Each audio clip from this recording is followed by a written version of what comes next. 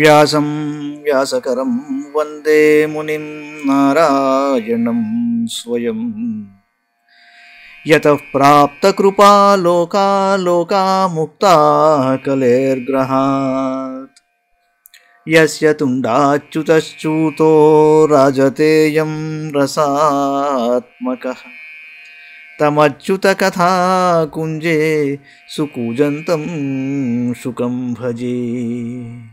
శ్రీధరం శ్రీధరం వందే శ్రీధరైకపరాయణం. శ్రీధరం శ్రీధరం వందే శ్రీధరైకపరాయణం. యస్యైవ శ్రీప్రసాదేన శ్రీధరేయం కృతిః కృతా. Radha భక్తిర్హరేర్జ్ఞానం తాభ్యాం yeah చ సమన్వితా తాం శ్రీ భాగవతీం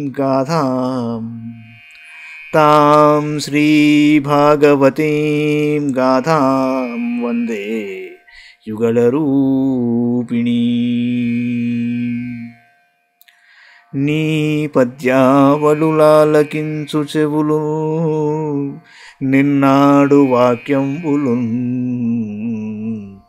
నీ పద్యావళులాలకించు చెవులు నిన్నాడు వాక్యంబులు.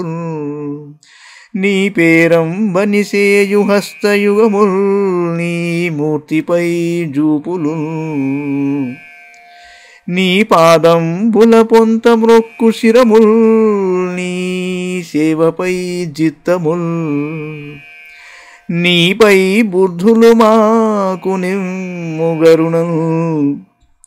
నీపై బుద్ధులు మాకు నిమ్ముగరుణలు. నీరేజ పత్రేక్షణ నీరేజ పత్రేక్షణ.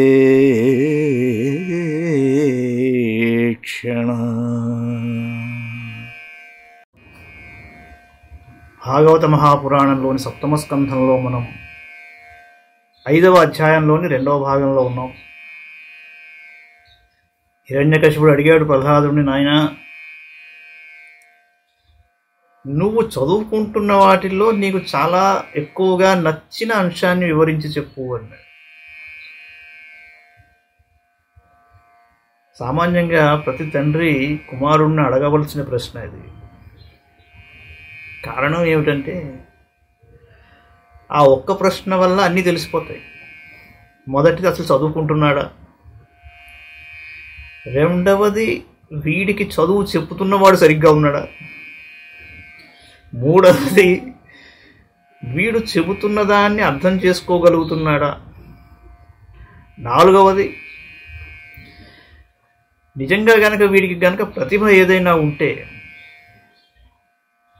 వీడు వింటున్న వాటిల్లోంచి, నేర్చుకుంటున్న వాటిల్లోంచి, అవగాహనలోకి తెచ్చుకుంటున్న వాటిల్లోంచి వీడు ఏ విషయం పట్ల ఆకర్షితుడవుతున్నాడు, వీడి మేధస్సు దేని వైపు వెళుతోంది అన్న విషయం తెలుసుకుంటాడు. అలా తెలుసుకున్నవాడై కుర్రవాడికి ఆ విషయం పట్ల ఎక్కువ ప్రోత్సాహాన్ని ఇవ్వడమో, మిగతా సదుపాయాలు సమకూర్చడమో లాంటివి చేస్తూ ఆ మేధస్సు మరింత ప్రబలం అయ్యేటట్లుగా తండ్రి ఆలోచిస్తాడు. అందుకని చాలా చక్కని ప్రశ్న, నాయన నువ్వు నేర్చుకుంటున్న వాటిల్లో అందరికంటే నీకు నచ్చినది ఏమిటో చెప్పు అన్నాడు. మహానుభావుడు ప్రహ్లాదుడు చెప్పాడు. దాని నుంచి చాలా విషయాలు గ్రహించేశాడు హిరణ్యకశిపుడు. కొద్దిగా పోతన గారి దగ్గరికి వెళితే, ఎల్ల శరీరధారులకు నిల్లను చీకటి నూతి లోపలం ద్రెళ్ళక వీరునే మనుమతి భ్రమణంబున భిన్నులై ప్రవర్తిల్లక సర్వమున్నతని దివ్య కళామయ మంచు విష్ణునందుల్లము చేర్చితారడవి నుండుట మేలు నిశాచరాగ్రణి. తండ్రి దానవ చక్రవర్తి, నాకు నచ్చిన విషయం ఒకటే నాకు నచ్చిన విషయం అన్నాడు. అది నారాయణ చరణ స్మరణం. ఈ మానవులందరూ అజ్ఞానులు, అవివేకులు. వీరందరూ ఈ సంసారం అనే చీకటి నూతిలో నుంచి బయటపడలేరు. మీరు వేరు, మేము వేరు అనుకుంటూ భ్రమతో బ్రతుకుతూ ఉంటారు. అలా భావించకుండా ఇది అంతా భగవంతుని విచిత్రమైన లీలా విలాసం అని తెలుసుకోలేరు. అలా తెలుసుకోగలిగినప్పుడే ఆ విష్ణువును తలుచుకుంటూ సంపదలన్నీ విడిచి అడవిలో నివసించిన మంచిదే నాన్న.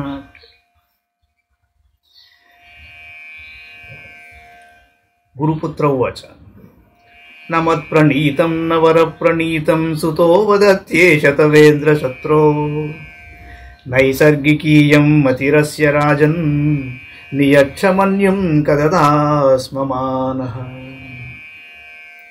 గురుపుత్రుడన్నాడు, ఇంద్రశత్రువు, మీ పుత్రుడు పలుకుతున్న మాటలు నేను గాని మరెవరైనా గాని నేర్పినవి కావై.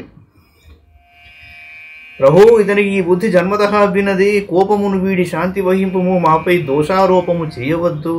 నారదోవాచ గురునైవం ప్రతిప్రోక్తో భూయ ఆహాసురస్సుతం నచేద్గురుముఖీయంతే పుతో భద్రా సతీమతి. నారదుడన్నాడు, ధర్మరాజా, గురువు ఈ విధంగా సమాధానం ఇచ్చినంతనే హిరణ్యకశిపుడు ప్రహ్లాదుని మరల ఇలా అన్నాడు, బాలక, ఇట్లు అమంగళకరమైన ఈ దుర్బుద్ధి గురువు నుండి నీకు ప్రాప్తించినచో మరి ఎలా విన్నది?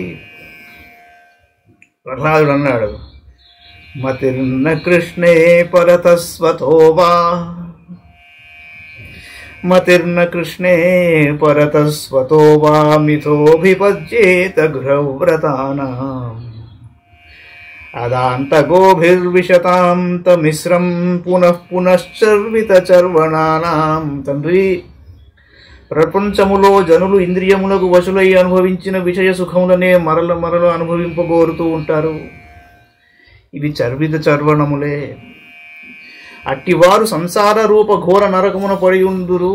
అట్టి గృహాసక్తులైన వారి బుద్ధి సహజముగా గాని ఇతరులు నేర్పుట వలన గాని శ్రీహరియందు కుదురుకొనదు. నతే విదు స్వార్థగతిం హి విష్ణుం దురాశయాయే బహిరర్థమానినః అంధాయధాంధైరుపనీయమానాః వాచీ సతంత్యా మురుదాం నిబద్ధాః. ఇంద్రియములకు గోచరించు బాహ్య విషయములే పరమార్థములని భావించునట్టి మూర్ఖులు అంధుని మార్గ నిర్దేశములో నడుచునట్టి అంధుని వలె గోతులలో పడుదురు. వారు వేదములో వర్ణింపబడు కామ్యకర్మలచే బంధింపబడుదురు. అట్టి వారికి స్వార్థ పరమార్థములు శ్రీ మహావిష్ణువు అని తెలియదు. అట్లు అజ్ఞానులను ఆశ్రయించుట వలన పురుషార్థములు ఎలా సిద్ధించును? నైషాం మతిస్తావదురుక్రమాంఘ్రిం స్పృశత్యనర్థాపగమో యుధ్యదర్థః మహీయసాం పాదరజోభిషేకం నిష్కించనానాం నవృణీత యావతు. శ్రీహరి పాద పద్మములయందే నిమగ్నమైన బుద్ధి గల వారిని జనన మరణ రూప అనర్థములన్నీయును పూర్తిగా వదిలిపోవును. కానీ భగవద్భక్తులైన అకించనుల పాదధూళిలో స్నానమొనర్పని వారు కామ్యకర్మలను ఎంతగా సేవించినను వారి బుద్ధి భగవత్ చరణారవిందములు యందు లగ్నము కాదు. ఇత్యుక్త్వోపరతం పుత్రం హిరణ్యకశిపూరుషా అంధీకృతాత్మా స్వోత్సంగాన్ నిరస్యత మహీతలే. ప్రహ్లాదుడు ఈ విధంగా పలికి మిన్నగుండెను. హిరణ్యకశిపుడు మాత్రము క్రోధాంధుడై అతనిని తన యోడి నుండి నేలపై ఒక్కసారి తోసేశాడు. ప్రహ్లాదుని వచనములకు హిరణ్యకశిపుడు కోపావిష్టుడై కన్నులు ఎర్రబారెను. వెంటనే అతడు ఇలా అన్నాడు, దైత్యులారా, వీని ఇప్పుడే ఇచ్చటి నుండి గునిపోయి చంపేయండి, ఇతడు వధార్హుడు అన్నాడు.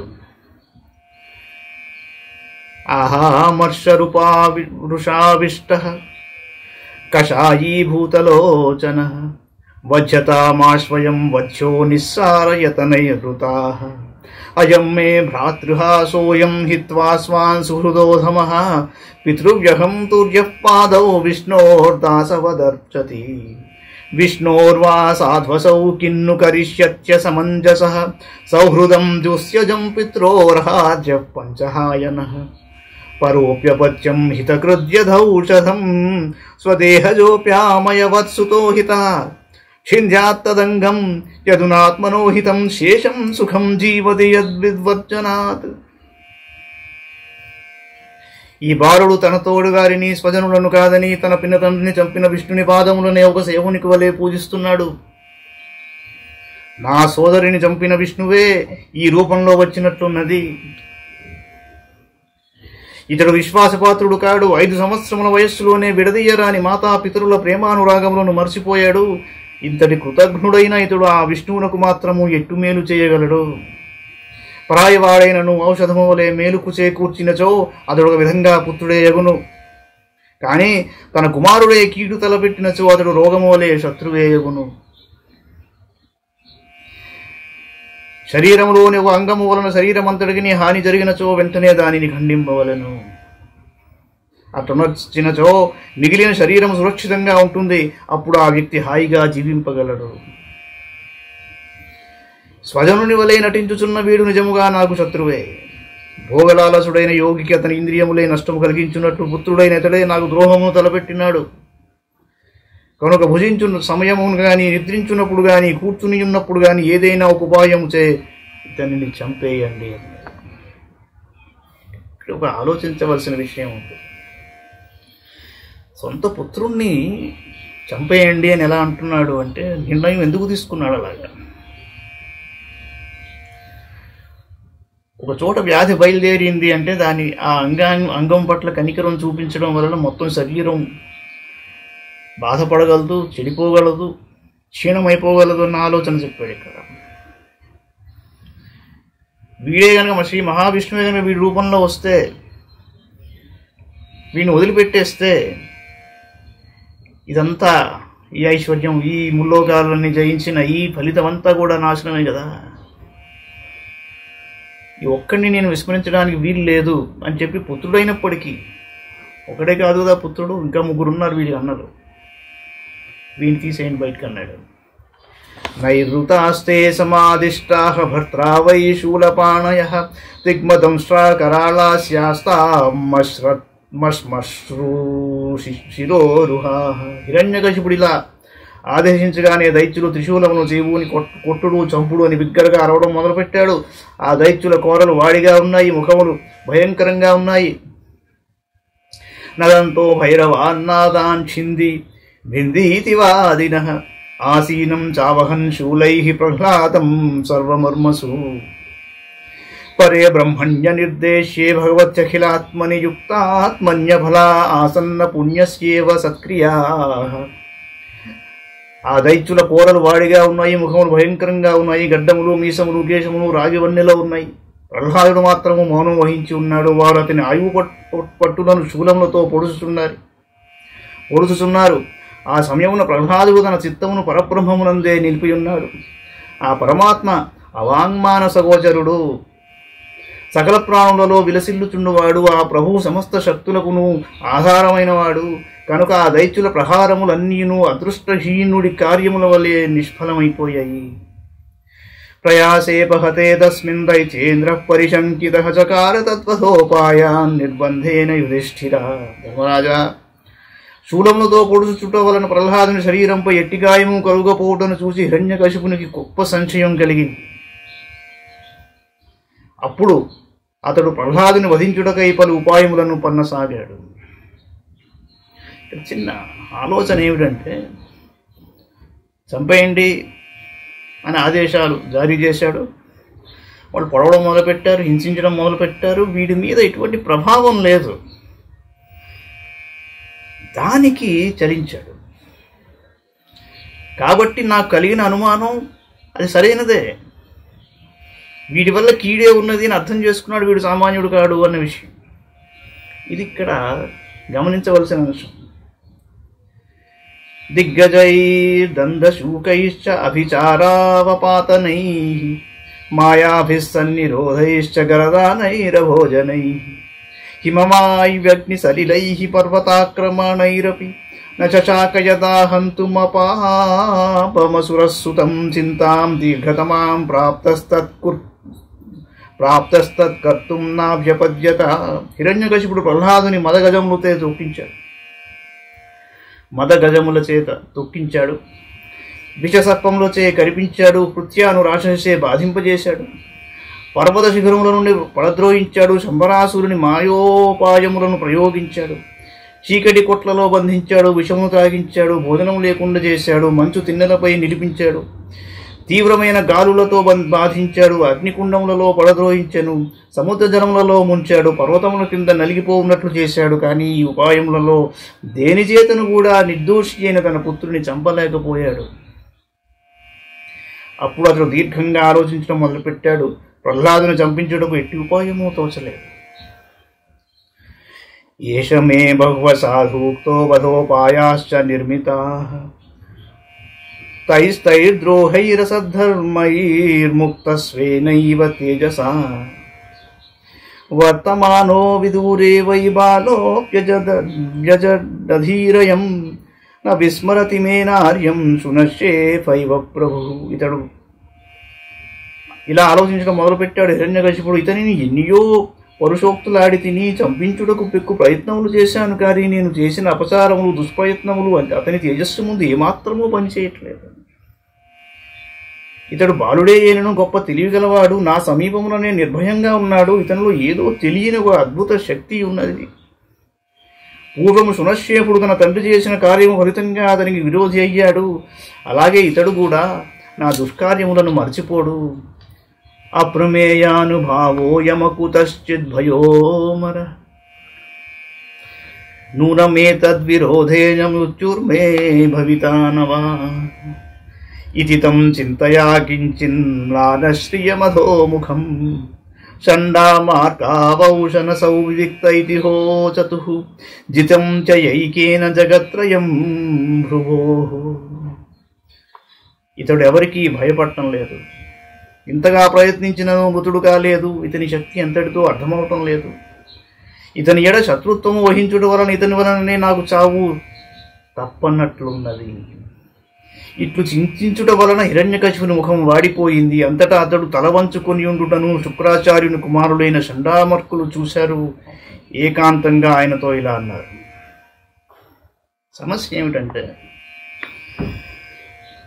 ఒక అటెంప్ట్ చేసినప్పుడు అది ఫలించలేదు అది అని తెలుసుకున్నాక ఒక గిల్టీ కాన్షియన్స్ వస్తుంది. జరిగిన కథలను గుర్తు తెచ్చుకున్నాడు. సునశ్యేపోపాఖ్యానం ఉన్నది. ఆంధ్రుల గురించి ప్రథమంగా అక్కడే చెప్పబడింది వేదంలో. ఈయన వెంటనే అలాగే వీడు కనుక ఈ దుశ్చర్యలన్నీ ఇప్పుడు సంఘటనల కింద వచ్చేసాయి, స్మృతిలోకి వచ్చేసాయి.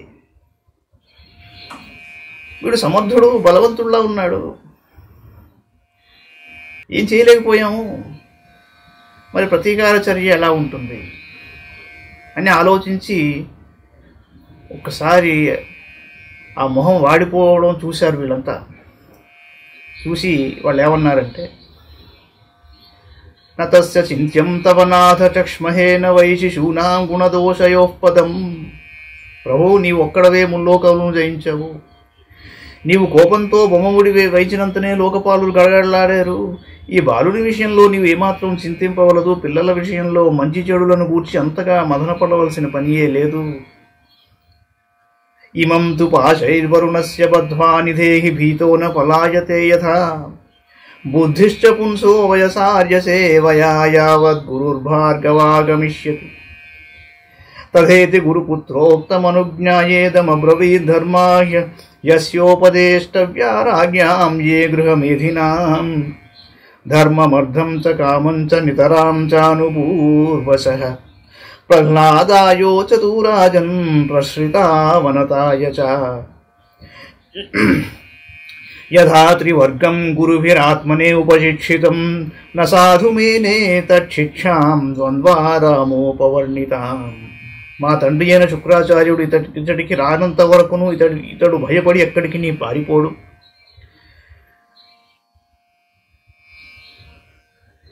కనుక ఇతనిని వరుణపాశంతో బంధించండి. వయస్సు పెరుగుతున్న కొలదియు గురువుల సేవల ప్రభావం వలన ఇతని బుద్ధి మారవచ్చును. సరే, మంచిది అని పలికి హిరణ్యకశిపుడు గురుపుత్రుల సూచనను మన్నించాడు. తరువాత గృహస్థులైన రాజులు పాటించినట్టు ధర్మములను ఇతనికి ఉపదేశించండి అని పలికాడు. ధర్మరాజా, అంతటా పురోహితులు ప్రహ్లాదుని తీసుకుని తమ ఆశ్రమానికి వెళ్లారు. అతనికి క్రమంగా ధర్మార్థ కామములను 3 పురుషార్థములలో శిక్షణను ఇచ్చారు. ప్రహ్లాదుడు అతడు మిక్కిలి వినమ్రుడై సేవకుని వలె ఉండసాగాడు. కానీ గురువుల ఉపదేశం ప్రహ్లాదునకు నచ్చలేదు. ఎంచేదంటే అది కేవలం ధర్మార్థ కామములకు సంబంధించినది మాత్రమే అయి ఉండెను. ఆ విద్య రాగద్వేషాది ద్వంద్వములలో విషయభోగములకు మాత్రమే ప్రయోజనకరము. యదాచార్య పరావృత్తో గృహమేధీయ కర్మసు వయశ్చైర్బాలకైస్తత్ర సోపహూత దక్షిణైః అథ తాన్ శ్లషణయా వాచా ప్రత్యాహూయ మహాబుధః ఉవాచ విద్వాంస్తన్నిష్టాం కృపయా ప్రహసన్నివ తే తు తద్గౌరవాత్ సర్వే చక్త క్రీడా పరీక్షదాః బాలాన దూషిత ధియో ద్వంద్వా రామేరితే హితైః. ఒకనాడు గురువు ఇంటి పనుల నిమిత్తం బయటకు వెళ్ళాడు. అవకాశం దొరికినందులకు సమవయస్కులైన బాలురు తమతో ఆడుకున్నటకు పిలిచారు. ప్రహ్లాదుడు పరమజ్ఞాని. తన ఎడ వారికి గల ప్రేమను చూచి అతడు మధుర వచనములతో వారిని తన యుద్ధకు పిలిచాడు. వెంటనే ప్రేమపూర్వకంగా వారికి అతడు ఉపదేశించడం మొదలుపెట్టాడు. ధర్మరాజా, వారు ఇంకనూ పిన్న వయస్కులే. కావున రాగద్వేషములతో విషయ భోగలాలసులైన పురుషుల ఉపదేశముల వలనను చేష్టల వలనను వారి బుద్ధులు ఇంకనూ కలుషితం కాలేదు. ప్రహ్లాదునిపై గల గౌరవభావంతో వారు తమ ఆట వస్తువులను త్యజించి అతని చుట్టూ చేరారు. ఏకాగ్రచిత్తముతో అతని ఉపదేశములను వినుచు ప్రేమపూర్వకముగా అతని వైపు చూడసాగారు. పరమ భాగవతుడు సుహృదుడు అయిన ప్రహ్లాదుడు వారిపై కరుణ చూపుచూ ఇలా పలకడం మొదలుపెట్టాడు. పర్యుపాసత రాజేంద్ర తన్యస్త హృదయే క్షణాః తానాః కరుణో మైత్రో మహాభాగవతోऽసురః. ఇది శ్రీమద్భాగవతే మహాపురాణే పారమహంస్యాం సంహితాయాం సప్తమస్కంధే పంచమోధ్యాయః. మంగళం భగవాన్ విష్ణుః మంగళం గరుడధ్వజః మంగళం పుండరీకాక్షో మంగళాయతనో హరి. సర్వం శ్రీకృష్ణార్పణమస్తు.